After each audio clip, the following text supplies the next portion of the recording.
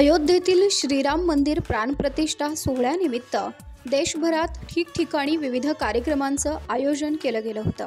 याच निमित्ताने पुण्यातील पाषाण येथील लोकसेवा ई-स्कूल आणि ज्युनियर कॉलेजतर्फे विद्यार्थी व पालकांसाठी रामरक्षा पाठचे आयोजन करण्यात आले होते।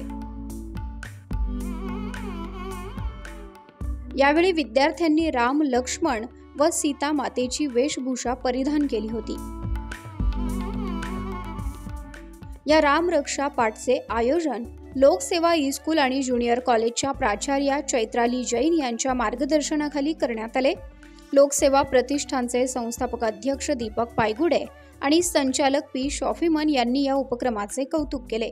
या शुभ प्रसंगी शिक्षक, शिक्षकेतर कर्मचारी व विद्यार्थी मोठ्या संख्येने उपस्थित होते।